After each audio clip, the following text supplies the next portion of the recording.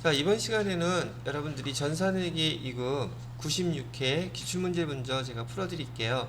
근데 기출문제를 푸는데 지금 여러분이 시험장에 가셔서 어떤 순서로 어떻게 진행될지를 먼저 한번 시뮬레이션에서 직접 해보시게 되면 내일 가셨을 때 이렇게 시험을 보는구나 하고 아마 이해를 하기가 좀 쉬워지겠죠. 자, 그래서 내일 시험장에 가시게 되면 여러분들이 지금 그 파일을 지금 복사를 해서 요 C 드라이브나 폴더에 넣어 놓으셨죠. 그 설치하기 전에 여러분이 입장하시게 되면 앉아 계실 때요, 그 USB 있죠. USB에다가 스틱형 USB 끝에 그 번호표 달려있는 꼬리표 있죠. 그런 게 달려있는 USB를 줄 거예요. 그럼 그 USB를 받아서 여러분 그 컴퓨터에다가 삽입을 시키게 되면은 그 아까 했던 파일들이 탁 이렇게 떠요. 그래서 걔를 이제 이따 실행시키라고 제가 알려드리는 것처럼 실행을 시키게 되면 그때하고 이제 제가 여기서 실행하는 거하고 똑같은 순서로 되는 거라는 얘기죠. 일단은 USB를 받게 되시면 그 꼬리표에다가 여러분 수험표하고 그다음에 거기 수험표 출력들 다 하셨죠? 수험표 가지고 가셔야 돼요. 그다음에 계산기도 가져가셔야 됩니다. 계산기. 그다음에 그 스마트폰에 있는 계산기라든지 그다음에 컴퓨터에 있는 계산기 그거 쓰시게 되면 실격이에요. 그래서 그거 쓰시면 안 되고, 스마트폰은 들어가면 감독관이 다 꺼놓으라 그럴 거예요. 요즘 그 단속이 좀 강화돼 가지고서 스마트폰 반드시 전원 꺼놓고 들어가시면 되겠고요. 그다음에 신분증 안 가져가시면 안 돼요. 신분증, 마스크 기본적으로 가져가시고요. 그다음에 필기구는 지금 나눠드린 것처럼 여기 시험지를 그대로 여기 똑같이 여러분이 가져올 수 있기 때문에 필기구만 가져가시면 되겠고, 답안지는 컴퓨터에다가 직접 입력하게 되어 있어요. 그래서 여러분들이 이따가 실기로 시험 볼 때 어떻게 입력하는지 제가 같이 그것도 설명을 해드리도록 할게요. 자, 그러면 계산기도 너무 작은 거 가져가지면 공학용 계산기도 안 돼요. 이런 계산기, 이런 계산기 사용하시면 돼요. 자, 그렇게 간단하게 일단은 설명을 해 드렸고요. 그 다음에 여기 아까 다운받으셨던 폴더를 열어서, 자, 여러분 거에도 96회부터 제가 설명한다 그랬었죠. 96회를 클릭해 보시게 되면은 여러분 거기 폴더 안에 전산세무 1급부터 전산회계 2급까지 쭉 나열되어 있죠. 여기서 96회 얘를 갖다가 클릭하세요. 더블 클릭. 자, 그러면 압축 풀기 나오죠. 맨 앞에 있는 압축 풀기 그냥 누르시면 돼요. 그냥 밑에 아무것도 묻지도 말고 확인만 누르세요. 그럼 압축이 풀렸다고 이렇게 풀린 화면이 나올 거예요. 나왔나요? 자, 여기 나오는 화면에서 일단 여러분들이 그 화면에 프로그램을 설치하게 되면은 저기 감독관이 감독관 번호를 써줘서 그게 입력이 돼야지 이제 시작이 되는 거예요. 근데 그 감독관 번호는 일단 여기 우리 연습할 때는 96회 설치는 이렇게 라고 되어 있는 파일을 한번 열어보시게 되면은요, 요 맨 밑에 거기 수험번호 나와 있는 거 보이시나요? 우리는 해당되는 게 지금 전산 그 회계 2급이죠. 맨 밑에 거네요. 그 다음에 임시 그 수험생 번호는 1 5개 하고요. 1 5개. 그 다음에 끝에 2. 옆에 보면 감독관 번호라고 되어 있죠. 감독관 번호는 3754. 거기다 메모해 놓으시고 이따가 얘를 입력할 거고, 여러분이 시험 보러 가셔서는 여러분의 수험 번호 입력하고, 감독관 번호는 바로 시험 보기 직전에 감독관이 써줄 거예요. 그거 보고 입력하시면 돼요. 여기하고 똑같아요. 자, 그렇게 하면 된다는 거 이제 아셨었고요. 자, 그 다음에 요 밑에 보시게 되면 그 A형, B형, 여러분 시험지는요 A형, B형 둘 중에 하나가 나올 거예요. 문제 내용들은 다 똑같아요. 근데 배열 순서가 좀 다를 뿐이고요. 우린 주로 이제 A형으로 연습을 많이 하게 됐는데 B형으로 나오는 경우도 있으니까 여러분 이거 B형 나왔다고 뭐 당할 건 하나도 없습니다. 있는 그대로 그냥 푸시면 될 테니까요. 그다음에 여기 답안도 나와 있죠. 자, 그러면 여기 4교시라고 되어 있는 폴더를 한번 클릭해 보세요. 그러면 텍스트라고 나와 있는 거 보이시죠? 거기 아이콘이 빨간색으로 되어 있어요. 그럼 여러분들이 아까 제가 말씀드렸던 USB를 받게 되고 그다음에 얘를 입력하게 되잖아요. 삽입시키면 요게 두 가지만 이렇게 딱 떠요. 요 두 개만. 그리고 여러분들한테 감독관이 요 텍스라고 되어 있는 거 이거 클릭해서 실행시키세요 라고 얘기할 거예요. 그럼 여러분들은 USB 입력하고 난 다음에 얘 화면이 나오게 되면 그냥 얘 더블 클릭해서 이렇게 실행시키시면 된다는 얘기죠. 그러면 수험번호 입력하라고 나오겠죠. 그럼 여러분들은 수험표 다 출력해서 가져가실 테니까 수험번호 다들 있겠죠. 근데 여기 임시 샘플 수험번호가 2, 1자 5개 총 8자리예요. 그 다음에 끝에 2. 그 다음에 이름이요. 여러분들 이름 쓰시면 돼요. 저는 하얀솔이라고 써놓고요. 그 다음에 설치. 자, 설치가 됐으면은 여러분이 응시한 전산회계 2급, 그 다음에 여러분의 수험번호, 그 다음에 이름 이렇게 다 나와 있겠죠. 그 다음에 문제 유형 여러분들한테 주어진 걸로 클릭해 주시면 돼요. 여기서는 지금 제가 A형을 드렸기 때문에 A형 클릭하시면 되고요. 감독관 분은 이렇게 해놓고선 여러분들한테 감독관이 대기하고 있으라고 얘기할 거예요. 시험 시간이 되기 전까지는. 그럼 대기하고 있다가 시험 시간이 딱 되면 칠판에다가 감독관 번호 아까 3754 썼었죠. 그거 번호를 써줄 거예요. 그럼 3754 이렇게 입력하시면 되고요. 그 다음에 로그인 누르시면 됩니다. 그럼 화면이 이렇게 떠요. 그럼 여러분이 우리 연습했던 것처럼 화면이 지금 시작이 되는 거겠죠? 자, 그래서 화면은 일단 이렇게 보여드리고 난 다음에 화면의 구성 내용을 보게 되면 여기 왼쪽에 이론 문제 답안 작성 나와 있죠. 그다음에 오른쪽에는 답안 저장 나와 있죠. 그래서 여러분들이 이론 문제를 답을 표시할 때에는 이론 문제 답안 작성 얘를 클릭해 보시면 이렇게 나올 거예요. 그럼 이론 문제 15문제에 대해서 해당되는 답을 클릭 해 주시면 되고요. 실기 문제에서 맨 끝에 조회 문제 3문제 있었죠. 그 3문제는 여기에다가 해당되는 내용들을 직접 키인해서 입력하시면 돼요. 되셨나요? 그 다음에 미리 한번 얘기해 드리면 시험 보러 가셨을 때 시험지를 받게 되면 다른 사람들은 시작하자마자 여기 실기하냐고 키보드 소리가 엄청나게 크게 들릴 거예요. 한 10명 중에 7, 8명은 다 실기부터 하니까. 근데 여러분은 거기 당황하지 마시고요. 필기시험 문제 1번부터 15번까지 한번 문제를 쭉 이렇게 훑어보세요. 훑어보면 답이 눈에 보이는 것도 있을 거예요. 보통 한 대여섯 문제 정도, 7, 8문제 정도는 답을 금방 체크할 수 있거든요. 이론 문제는 한 문제당 1분을 넘어가지 않도록 하시고요. 여러분이 문제를 읽어보면서 답이 금방 딱 떠오르는 것들이 있을 거란 말이죠. 아닌 것들은 바로바로 넘어가고요. 10초, 15초 안에 답을 찾을 수 있는 문제들만 답을 먼저 체크를 해 두세요. 그러고 난 다음에 바로 이제 실기 하시면 돼요. 그러다가 실기가 다 끝나고 시간 여유가 되죠? 그럼 이론 다시 오셔가지고 나머지 문제들 차근차근 풀어보시라고요. 되셨죠? 그럼 이렇게 한 다음에 닫기 누르시면 되고요. 그러면 이론을 닫으면서 이렇게 답안이 작성되었다고 부분에 확인 누르시면 돼요. 그리고 다시 또 이론을 수정하거나 다시 하고 싶을 때 이론 문제 다시 누르시면 돼요. 그러면 다시 또 뜨고 저장하면 되고요. 옆에 답안 저장 USB로 저장되어 있죠. 이거 중간에 맨 마지막에 저장된 답안이 제출되는 것이기 때문에 중간에 한 30분 정도 넘잖아요. 또는 이론을 다 풀었거나 등등 하면 30분 넘어가면 한 번씩 눌러주세요. 그 다음부터는.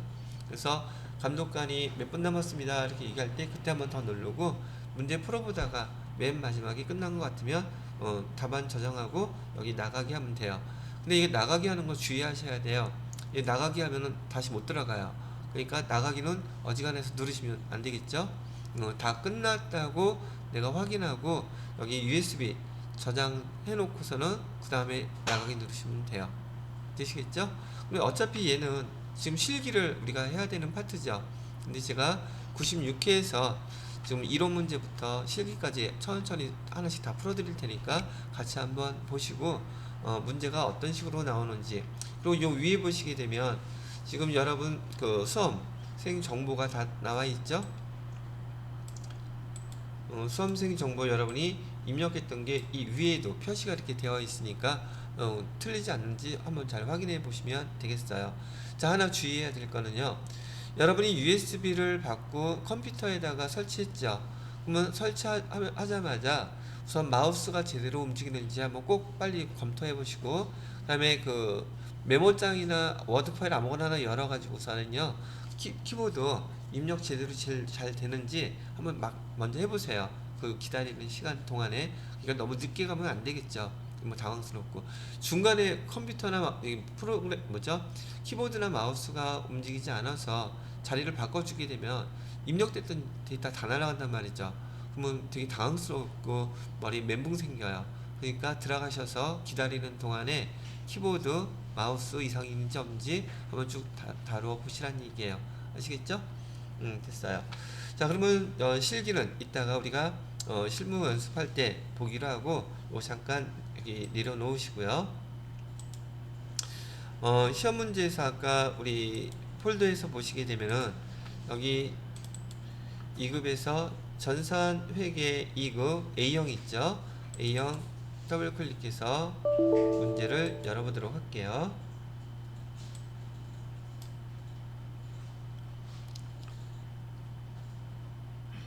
자, 얘도 마찬가지로 지금 어차피 여러분이 내일 시험을 보러 가시게 되면 이 문제지는 똑같아요. 앞에 있는 내용들은.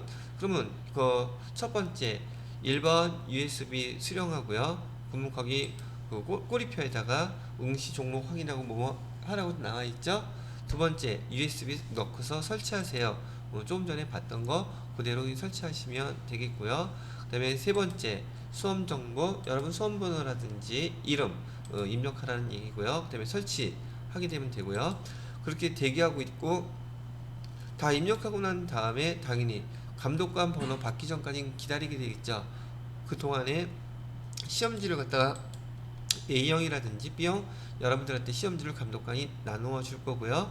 자, 감독관 번호 알려주면서 시험이 시작이 된단 말이죠. 그럼 지금 설명해 드렸던 대로 시험 시작하시면 돼요. 시험 마치게 되면 USB 아까 나가기 하고 난 다음에 USB 닫기 전에 안에 보시게 되면 여러분이 답안으로 저장해 놓았던 파일 있잖아요. 그게 생성이 하나가 돼 있을 거예요. 그거 확인하고 나오면서 뒤에 있는 기술 감독관한테 제출을 하고 나오시면 끝나는 거예요.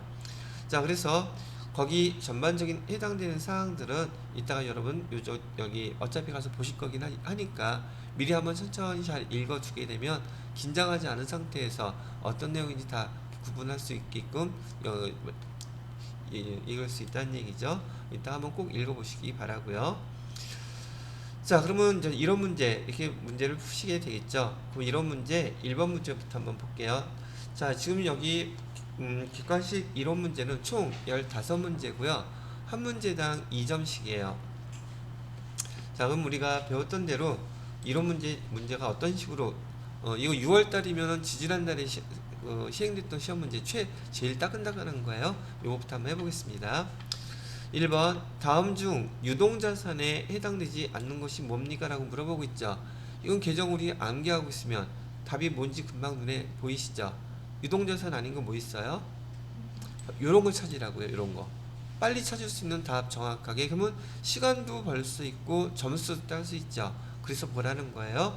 자, 두 번째 문제는요, 다음 자료에서 거래의 8요소 중 차변 요소와 대변 요소 구분으로 올바른 것은 그라고 돼 있죠. 그죠? 차변 요소는 뭐였었어요? 차변 요소는 여기 부채 증가는 차변이에요? 대변이에요? 대변이죠. 그죠? 그러면 가는 대변. 그러면 답이 아닌 거는 얘는 답이 될 수가 없겠죠. 차변이라고 했으니까. 그 다음에 자본의 감소는 차변 대변. 자본의 감소는 차변이 돼야 되겠죠. 그럼 나는 차변. 그럼 답은 이거 하나밖에 없네요. 그죠? 그래요, 안 그래요? 거래 8요소 배운 지가 너무 오래돼서 기억해서 지금 희미해요. 희미한 가로들 그거 아니죠? 자, 그럼 이것도 여러분이 이런 문제가 나왔을 때 헷갈리신다고 하시면은 여기 차변 적어 놓으시고요. 차변, 그 다음에 대변 적어놓고 우리 배웠던 거 플러스 마이너스 축하하면 되겠죠. 그리고 그거 비교해서 하셔도 될 것이고요. 오케이? 자, 그 다음에 3번 문제 볼게요. 3번 문제는 다음 중 재무상태표 작성에 관한 설명으로 옳지 않은 거 찾으래요. 재무상태표라 그랬어요. 옳지 않은 거. 단기 매매 목적으로 보유하는 자산은 유동자산으로 구분한다. 지금 여기 문제, 지금 몇 문제 풀지도 않았는데 가만히 보니까 재무상태표만 정확히 암기하고 있으면 이제 금방금방 풀 수 있는 내용들이 되겠죠. 제가 여러분들하고 수업 시작하면서 왜 재무상태표 기성들 정확히 외워오라고 그렇게 닥달했는지 아시겠죠? 앞으로 회계 2급만 그런 게 아니에요. 회계 1급도 세무 2급도 그게 바탕이 되어 있지 않으면 공부하는데 효과가 없어요. 왜? 이해가 안 되는 게 더 많을 테니까. 그러면 단기 매매 목적, 얘는 단기 투자 자산이고, 그러면 단기 투자 자산은 우리가 배웠던 자산 중에서 유동자산 중에서도 얘는 단기 투자 자산에 해당되는 자산이었었죠. 맞았다. 두 번째, 자산과 부채는 유동성 높은 것부터 배열한다 그랬어요. 낮은 것부터 배열한다 그랬어요. 글자 한 글자만 바꿔놨죠. 그럼 제가 시험 문제 봤나요? 아니요, 매번 이렇게 나와요, 똑같이.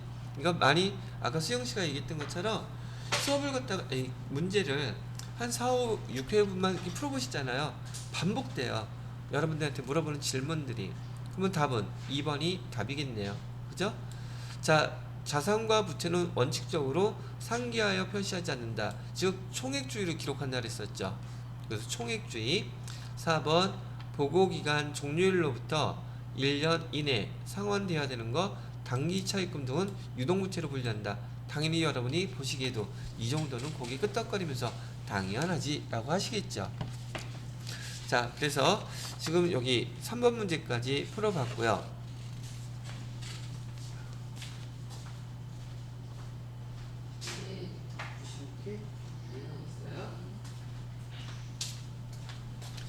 자, 4번 문제를 보니까 4번 문제 단기 총 매입액이 나온다는 것은 제가 요거 풀기 전에 여러분 복습도 할 겸 얘 관련된 문제 거의 빠지지 않고 나와요. 다만 물어보는 용어가 좀 다른 걸 물어봐요. 매출원가를 물어볼 수도 있고요. 제가 이거 할 때는 이걸 그려놓으라고 제가 연습하라고 말씀을 드렸단 말이죠. 뭐요? 매출원가 구하는 거. 이렇게 그려놓고요. 여기는 상품이라고 쓰면 되겠고요. 그 다음에 해당되는 거 쓰면 될 것이고, 그 다음에 이하고 연결된 게 매출액하고요. 매출원가라 그랬죠? 매출원가를 빼게 되면 우리가 궁극적으로 지금 구하고 싶었던 게 매출 총이익을 알고 싶다고 얘기했단 말이죠. 자, 그러면 여기다 또 써놓을게. 여기는 기초 재고. 그다음에 여기 두 번째는 단기 매입액. 이거 복습하라고 제가 다시 쓰는 거예요. 그 다음에 여기는 기말 재고죠. 기말 재고. 그러면 여기 계산되는 게 뭐가 계산이 된다? 파란색으로 써볼까요? 매출 원가가 계산된다고 했었죠. 근데 하나 주의해야 될 것은 이 금액 다 외우긴 했는데 여기 단기 매입액은 순 매입액 기록하라 했었죠. 그 다음에 매출액도 순 매출액 계산해야 돼요 얘기했었죠. 자, 이제 주어진 자료대로만 제가 한번 입력을 해볼게요. 제가 여기서 뭘 변형시키는 게 있는지 없는지 보세요. 기초상품 재고액 얼마라고 되어 있어요? 8만원. 여기다 이렇게 8만원 입력하시면 되겠고요. 그 다음에 기말상품 재고액은 얼마래요? 기말상품 재고액은 45,000원 이렇게 되어 있고, 그 다음에 단기 매출원가, 여기서는 매출원가를 미리 가르쳐줬죠. 우리가 원래 이 자료의 목적은 매출원가를 구하는 것인데 뭐 계산 문제니까 뭘 해서 다 알려주고, 그럼 이렇게 계산하게 되면 지금 얼마가 단기 매입 원가가 되겠어요? 단기 매입한 것은 16만원 더하기 45,000원 빼기 8만원 빼면 되겠죠. 그럼 금액이 얼마가 나옵니까? 거꾸로 계산하실까? 여기가 125,000원 이렇게 나오는 거 아시겠어요? 자, 근데 거기서 뭐가 지금 빠져 있어요? 매입 애누리가 있죠. 매입 애누리가 얼마가 있대요? 2만 원 있다 그랬죠. 그럼 2만 원이면은 여기서 2만 원을 빼주게 된다. 어디 빼줘야지. 어디 갔어요? 12만 5천 원은 지금 얘 순 매입액이 계산된 거죠. 근데 여기 애누리가 2만 원 있는 것을 보니까 원래 단기 총 매입액은 얼마였었다는 뜻이에요. 14만 5천 원이었다는 뜻이죠. 그래서 매입 애누리를 빼니까 순 단기 매입액이 12만 5천 원 이렇게 계산된 거잖아요. 지금 제가 다른 거 손댄 거 있어요, 없어요? 아무것도 손댄 거 없죠. 그냥 숫자만 갖다 집어넣어 놓고, 그런데 요 의미만 여러분이 알아들었다면 여기 순 매입액이 기록돼야 된다는 건 알고 계시잖아요. 그죠? 그러면 총 매입액에서 여기 매입 애누리 2만원 뺀 게 12만 5천원 이렇게 나왔다는 얘기잖아요. 이해되셨어요? 지민씨? 됐어요? 또 나열해줘요? 안 해도 돼요? 세진씨는 이해되셨어요? 이해 안 되신 분 손? 그래도 혹시 또 모르니까 이거 보는 사람이 제가 그래서 답이 어떻게 되느냐고 얘기한다면 여기 단기 매입액은 순 매입액을 써주세요 그랬었는데 순 매입액은 벌써 계산이 됐던 거예요. 여기 이거 왜 이러냐, 총 매입액에서, 근데 총 매입액은 얼마인지를 지금 몰라요. 그죠? 모르는데 여기서 매입 애누리 얼마? 2만원을 이렇게 뺐더니 우리 여기서 뺀 것을 우리 순매입액이라고 불렀죠. 순매입액. 근데 순매입액은 벌써 우리가 계산을 해놨어요. 얼마라고? 12만 5천원이라고. 그러면 총 매입액이 얼마였길래 거기서 2만원을 뺐더니 12만 5천원이 나왔습니까? 지금 이거 물어본 거잖아요. 그래서 단기에 매입한 금액은 여기 14만 5천원이었었습니다. 거기서 매입 애누리 빼고요. 그 다음에 순매입액이 이렇게 나온 거예요. 그래서 총매입액 물어본 거 이렇게 계산한 거랍니다. 충분히 고개 끄떡? 자, 그 다음에 5번 문제 볼까요? 자, 5번 문제는 현금으로 지급되었으나 계정 과목과 금액을 확정할 수 없을 때 일시적으로 처리하는 계정이 뭐라 그랬었죠? 이거 푸는데 한 10분 걸려요? 1분 다 쓸래요 이거? 아니어도 되죠? 가지급금 이런 걸 찾아서 빨리 답 체크하라는 얘기였었어요. 자, 됐고요. 그 다음에 6번 문제 볼까요?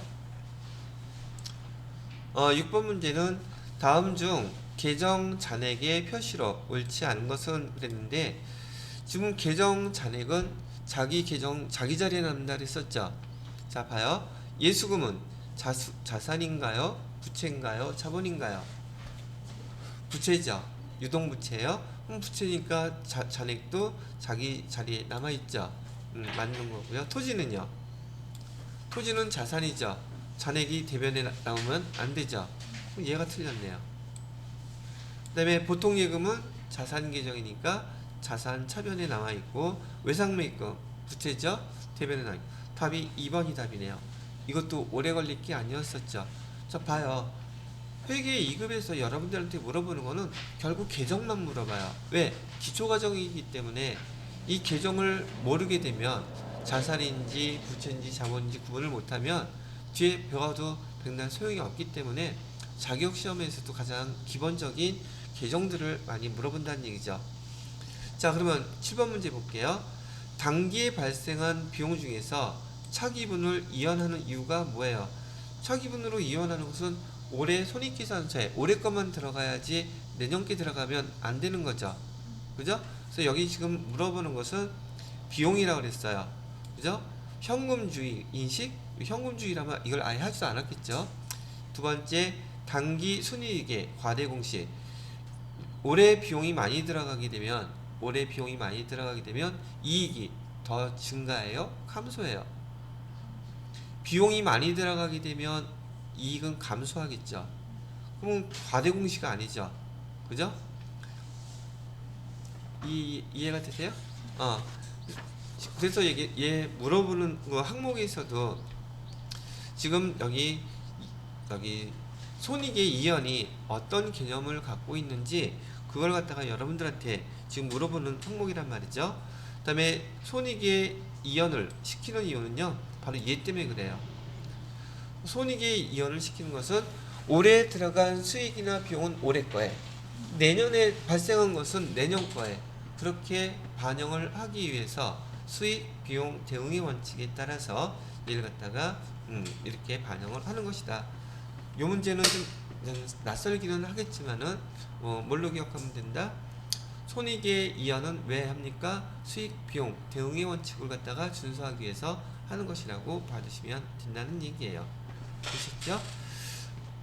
다른 것들도 말이 좀 이상해요. 사실은 말이 안 맞으니까. 자, 그 다음에 8번 문제 볼게요. 자, 8번 문제는 다음 거래를 회계 처리하였을 때 차변 또는 대변에 기록하는 계정 과목 아닌 것 찾으래요. 그럼 얘를 보고서 회계 처리할 수 있어야 되겠죠? 자, 그러면 문제를 한번 보고서 제가 분기를 해볼게요. 3월 2일 송파로부터 상품 200만원을 주문받고, 이거 주문이라 그랬어요. 그럼 주문은 계약이 회계상의 거래가 아니니까 이거 기록하면 안 되죠. 그 다음에 계약금 현금으로 받았대요. 그러면 3월 2일 거래 같은 경우는 3월 여기다 써볼까요? 3월 2일 거래 같은 경우는 차변에다가 현금 받았다면서요. 현금 얼마 쓰면 돼요? 40만원 이렇게 쓰면 되고, 대변에다가 뭐라고 쓸까요? 계약금 받은 거 선수금 쓰시면 되죠. 그래서 40만원 이렇게 쓰시면 될 거고요. 그 다음에 두 번째 3월 26일 3월 2일에 주문받았던 상품 인도하고 계약금 40만원을 제한 160만원은 약속금으로 받았대요. 그러면 3월 26일 날이요. 차변에 약속금을 받았다면 우리가 상품을 팔고서 지금 돈을 어음을 받은 거죠. 계정 뭐라고 써야 돼요? 받을 이거 한 번 두 번 해본 거 아니잖아요. 자, 받을 어음은 얼마? 160만원 이렇게 했고, 그럼 매출은 얼마가 된 걸까요? 상품을 얼마치 파는 거예요? 상품 매출은 200만원어치 팔았던 거였었고, 나머지 40만원은 우리 지난번에 먼저 3월 2일날 계약금 받은 거 있었잖아요. 요 선수금, 그죠? 선수금 이만큼 빼줘야 되겠죠. 그래서 선수금 40만원 이렇게 쓰면 된다는 거예요. 근데 여러분이 우리 회계 2급 준비하면서 이론 배우시면서 이렇게 상품을 매출하고 외상 매출금으로 받으러옴으로 계약금 받은 거 이렇게 하는 이 거래들을 한 번 봤어요? 두 번 봤어요? 세 번 봤어요? 이거 계속 반복되는 거고 실무 업무에서도 똑같아요. 그래서 이렇게 기록하고 계약금 받는 게 보편적인 것이니까요. 그래서 여기 구분을 한다면 차변, 대변 지금 등장하지 않는 계정은 뭐겠습니까? 라면 여기 예수금 하나밖에 없네요. 그죠? 예수금은 무슨 뜻인지 또 알아야죠. 예수금은 지금 우리가 회사에서 세금으로 납부하기 위해서 원천 징수해 놓은 금액. 지금 회계 2급에서는 우리 급여 줄 때 직원들로부터 예수금 원천 징수해 놓죠. 여기 그런 내용 나온 적 있어요? 없어요? 전혀 없죠. 그럼 이거는 이렇게 분개를 해보지 않더라도 여기서는 예수금이 전혀 안 나오네? 이게 답이네. 읽어보고 금방 체크하실 수 있었던 계정 과목이란 말이죠. 왜? 얘도 결국은 계정 과목 물어본 거예요. 거래 내용만 읽어보고 여기서 예수금이 나올 만한 건덕지가 하나도 없었으니까. 그죠? 저만 그렇게 보여요? 여러분 그렇게 안 보여요? 문제에서 계약금은 선수금이라는 거 알아야 될 거고, 여기 현금 나왔죠? 이거 시험 문제 풀 때 팁이에요, 제가. 그 다음에 여기 주문받은 상품도 계약금 선미 제한, 약속금 받으러면 써야 되겠죠? 그죠? 여기 세 개만 동그라미 치면은 그 계정만 알면 여기서 쓰이지 않은 계정은 금방 찾을 수 있는 거죠. 이해가 되시옵니까? 오케이.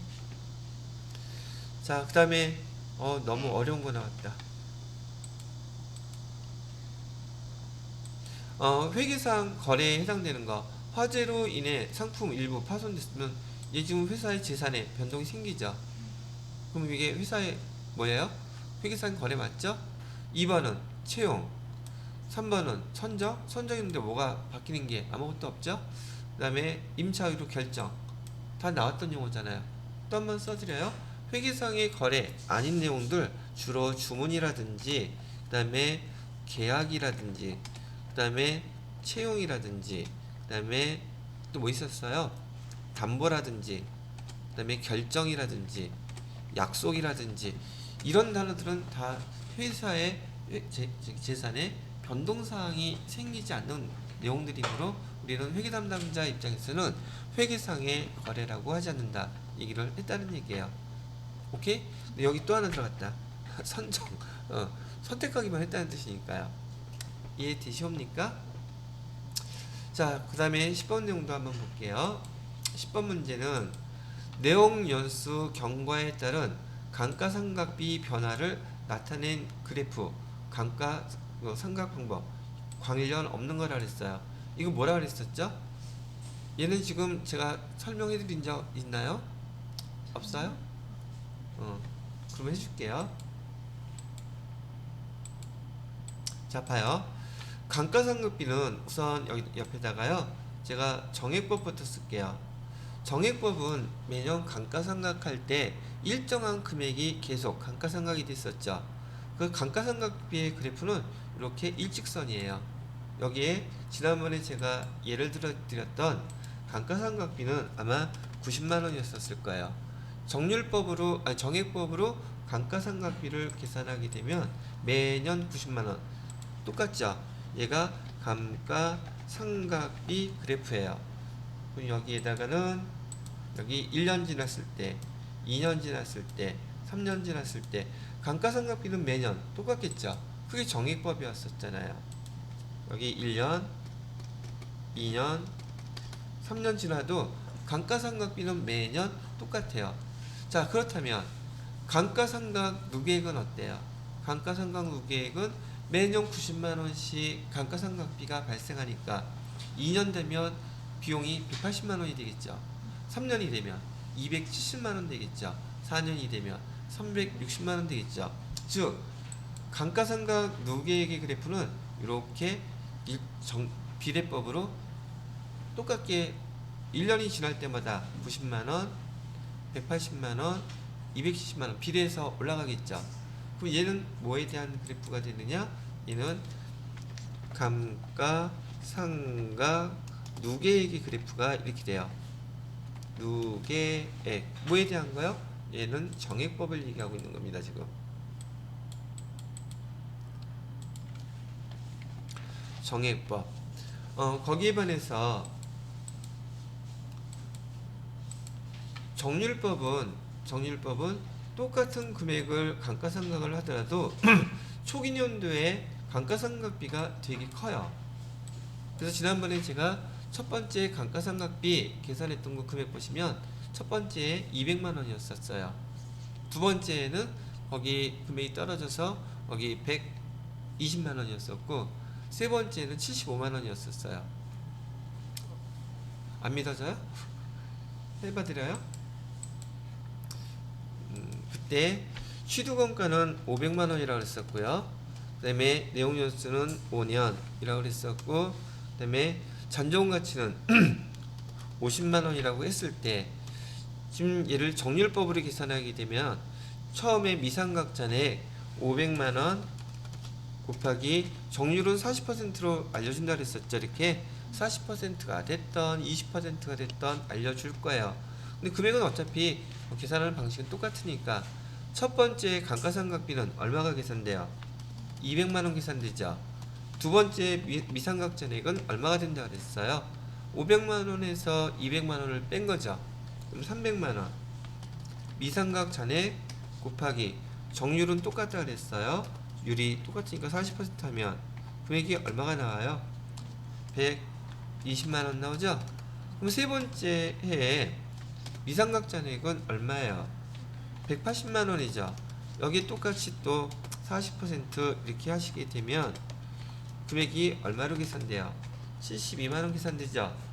얘는 정액법은 매년 90만원씩 똑같은데 여기 정률법은 200만원, 120만원, 72만원 그래프가 감가상각비 그래프가 이렇게 우하향으로 높아졌다가 이렇게 떨어진단 말이에요. 이해되십니까? 그러면 지금 이 그래프는 정액법인 경우에는 여기다 써놓을게요. 또 여러분 나중에 보시라고요. 얘는 정률법의 감가상각비 그래프 모양이에요. 감가상각비. 그러면 감가상각 누계액은 어때요? 200만원에다가 120만원 더하면 320만원 되죠. 그 다음에 그 금액이 처음에는 커졌다가 뒤로 갈수록 얘는 감가상각 누계액은 이런 그래프가 이렇게 된단 말이죠. 합계금액을 계속 누적하는 거니까. 그래서 얘는 감가상각 누계액의 그래프예요. 어디에 대한 거요? 정률법에 대한 거. 정률법에 대한 거. 근데 여기 여러분들이 회계 2급에서는 지금 여기 그 감가상각하는 방법에 대한 용어들 다 안 배웠어요. 지난번에 제가 설명해 드릴 때 정액법하고 정률법 두 개밖에 안 가르쳐 드렸거든요. 근데 문제에서 떡하니 이렇게 나왔네요. 이걸로 한번 또 정리하면 되잖아요. 감가상각을 하는 방법은 크게 네 가지가 있어요. 우선 정액법 있었다 그랬었고요. 두 번째는 정률법, 세 번째는 연수합계법, 네 번째로는 생산량 비례법. 이렇게 크게 네 가지가 있는데요. 정액법은 지금 보신 대로 이렇게 일정한 금액으로 매년 감가상각하는 방법이고요.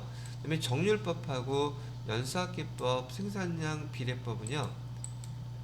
얘네는 우리가 다 합쳐서 가속상각법이라고 불러요.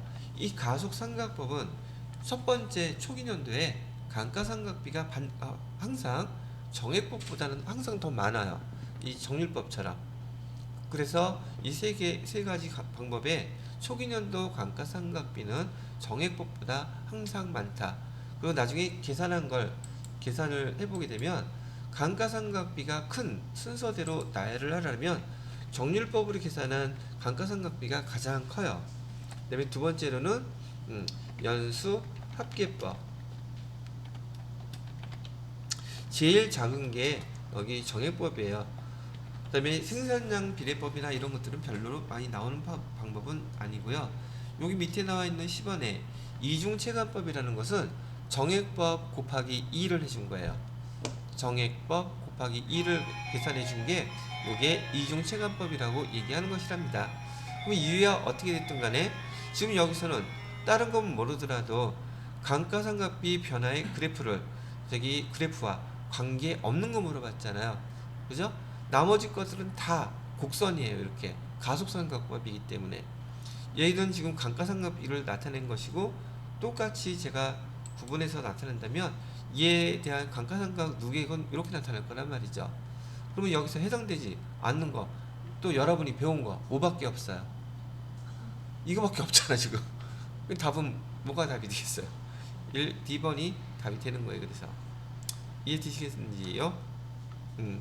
자, 그래서 나머지 여기 정률법, 연수합계법, 이중체감법 이런 것들은 다 가속상각법이라고 기억을 해두시면 되겠습니다. 되셨나요? 자, 그 다음에 11번 문제는 그래도 저기 하는 시간이니까 잠깐 쉬었다가 5분만 쉬고 바로 할게요.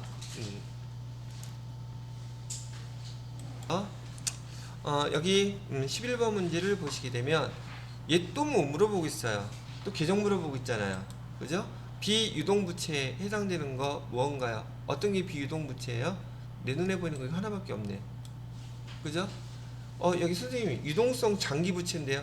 제가 이거 두 개로 합쳐진 거라 그랬었죠. 그럼 앞에 게 주인이면 얘는 무슨 부채예요? 유동부채예요? 비유동부채예요? 설마니 또 얘를 갖다 비유동부채라고 하시는 분은 안 계시겠죠. 그럼 얘도 아까 말씀드렸던 것처럼 이따 문제 다 풀고 나서 여러분이 문제만 한번 쭉 훑어보면 몇 문제가 내가 바로 풀 수 있는 문제인지 세볼 수 있겠죠. 그게 1회, 2회, 3회, 4회 겹쳐서 계속 풀다 보면 7개 내지 8개, 6개 내지 7개 그런 개수가 나오겠죠. 얘네들은 시간도 절약하고 점수도 정확히 딸 수 있는 거. 왜? 여러분이 회계 처음 배우시면서 그 자산, 부채, 자본 계정을 정확히 외우는 게 이렇게 파워풀하단 말이죠. 여기 지금 회계 2급밖에 안 됐죠. 나중에 이제 회계 1급, 세무 2급 할 때 보세요. 여러분이 그게 기반이 되어 있으면 많은 것들이 그냥 이해하기 쉬워진단 말이라는 얘기죠. 혹시나 아직도 다 정확히 제가 암기하라는 거 암기 안 해놓으신 분들은 꼭 암기하세요. 자, 12번 문제 볼게요. 다음 제시된 자료에 의해서 기말 자본금 계산하면, 자, 자본거래 없다고 치고요. 여기 내용만 쭉 봤을 때 제가 여러분들한테 이걸 어떻게 가르쳐 드렸냐면, 이 문제 풀 때는 반드시 기초 재무상태표 그려놓고요. 이것도 처음 보셨다면 한번 봐두시면 돼요. 그 다음에 기말 재무상태표 똑같이 하나 그려놓고요. 그 다음에 수익과 비용 이렇게 세 개를 그려놓고 빈칸에다가 집어넣기만 하시면 돼요. 그럼 여기는 뭐가 되겠어요? 여기는 기초 재무상태표가 될 것이고요. 그 다음에 여기는 기말 재무상태표, 그 다음에 얘는 손익계산서가 되겠죠. 자, 이렇게 놓고 주어진 문제에서 해당되는 것대로 숫자만 집어넣어 볼게요. 기초자본금이라고 그랬어요. 1기 기초자본금은 여기에 얼마라고? 30만원이라고 이렇게 되어 있는 것이고요. 기말자본금 모르겠대요. 기말자본금은 여기에 해당되는 거죠. 얘는 모르겠대요. 그 다음에 총수익은 10만원이래요. 총수익은 여기에 해당되는 거죠. 그래서 총수익은 10만원. 그 다음에 총비용 얘도 모르겠대요. 총비용은 모르겠다. 근데 순이익이 3만원이래요. 순이익이라 그러면 수익에서 비용을 뺀 금액이 3만원 이렇게 이익이 나다는 뜻이죠. 그러면 여기 총 비용은 얼마였겠습니까? 7만원이었겠죠. 여기 답은 이렇게 해놓고 여기 답은 7만원이었을 것이고요. 제가 여러분들한테 기말 자본금이죠. 얘는 기말 자본금은 제가 어떻게 표시하라고 알려드렸었죠. 기말 자본금은 기초 자본금하고 그 다음에 단기 손익을 더해주라 그랬었죠. 기초 자본금은 여기서 얼마라고 가르쳐줬어요? 30만원이라고 기초 자본금 가르쳐줬고요. 단기 순이익은 얼마래요? 3만원이라고 가르쳐줬죠. 그러면 여기 기말 자본금은 얼마? 33만원. 여기 총 비용은 얼마? 7만원. 근데 여기서 기말 자본금 물어봤잖아요. 기말 자본금은 얼마예요? 33만원이 답이 되겠죠. 제가 이렇게 그려놓고 다른 거 손댄 거 아무것도 없죠.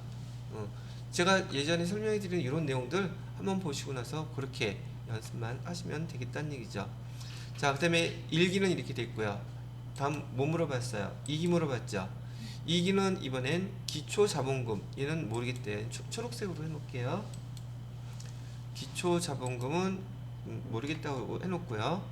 그 다음에 기말자본금, 얘도 모르기는 매한가지. 그리고 얘도 모르겠다고 돼 있고요.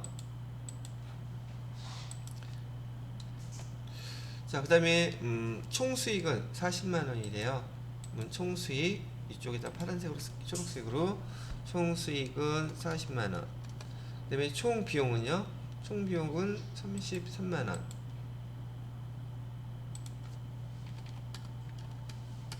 그러면 차익이 당기순이익이 얼마 났어요? 당기순이익은 7만원 되겠죠. 7만원 이렇게 나왔고, 그러면 기초자본금하고 여기 뭐죠? 기초자본금하고 당기순이익하고 합쳐져야 되겠죠. 선생님 근데 기초자본금 모르겠는데요. 1기의 기말자본금 얼마였었어요? 1기의 기말자본금은 다음 해로 넘어가면 기초자본금 되죠. 그럼 이하고 이 두 개 더하면 되겠네요. 이해되셨어요? 그럼 여기 33만원이 7만원 하면 얼마가 답이 되겠어요? 그러면 이거는 뭘 또 물어본 거예요? 1기, 2기 따로 해주고서 1기에서 결산된 기말 자본금은 다음에 2월 되게 되면 기초 자본금이 되는 거 아는지 물어본 거죠. 어떻게 하는지 아시겠죠? 이것도 이제 한 번 이렇게 해보면 이런 문제 나오면 안 틀려요. 근데 제가 회계 그 원리 과정에서 이렇게 나왔던 것들을 하나씩 이렇게 풀어본 적이 지금 없었던 것 같아요, 여러분들한테. 그죠? 이렇게 한번 해보니까 어떻게 이런 문제를 푸는 거구나 라는 거 이해가 되시겠죠? 중요한 거 항상 제가 뭐라 그랬어요? 기말 자본금은 기초 자본금 더하기 당기 순손이라는 거 이해가 아는 게 되게 중요한 거예요. 되셨나요? 오케이. 자, 그 다음에 13번 문제 볼게요. 13번 문제에서는 손익계산서, 이거 뭐 물어보고 있어요, 또? 여기서는 영업 외 비용인지 영업 외 수익인지 그거 물어보고 있죠, 지금. 그죠? 영업 외 비용에 해당되는 거 뭐니에요? 어떤 거예요? 이거밖에 없잖아. 그죠? 참 기가 차서 뭐 문제 풀 시간 저기도 없죠. 14번 문제 볼게요. 아래 거래 내용과 관련이 없는 계정 과목 뭐뭐겠습니까? 얘는 제가 분기는 좀 이따가 하고 시험 문제 푸는 것처럼 지금 해당되는 것만 찾아볼게요. 업무에 사용 중인 토지를 2천만 원에 취득가액은 1,000만 원이었는데 처분했대요. 그다음에 그럼 토지가 나와야 되겠죠. 그죠? 대금 중 500만 원은 보통예금 나오겠죠. 만기 후인 어음 받았다. 토지를 팔고 돈 받았을 때 어음 받았으면 받을 어음 써요? 또? 못 써요. 미수금 쓰죠. 그래요. 그럼 여기서 지금 관련이 없는 건 뭐가 관련이 없습니까? 라고 물어봤잖아요. 여기 지금 토지는 감가상각 한다 그랬어요? 안 한다 그랬어요? 그럼 토지에 대해서는 감가상각 누계액이 나올 수가 없죠. 감가상각을 안 하니까. 감가상각비도 못 나오겠죠. 그럼 유형자산 처분 이익 얘는 나오겠죠. 왜? 얘 취득가액은 얼마라 그랬는데 1,000만 원이라 그랬는데 지금 얘 얼마에 팔았대요? 2천만 원에 팔았다고 얘기하면 1,000만 원은 유형자산 처분 이익이 되겠죠. 이해되시겠습니까? 분계 써봐 드려야 돼요. 한번 해볼까요? 자, 토지를 일단 팔았다고 했으니까 대변에 자산인 토지는 감소를 해야 되겠죠. 얼마짜리가 팔은 거예요? 우리가 1,000만 원짜리 이렇게 팔았어요. 오케이? 자, 그리고 조금 전에 얘기했던 거 토지를 팔고 나서 지금 유형자산 처분 이익이 생겼죠. 유형자산 처분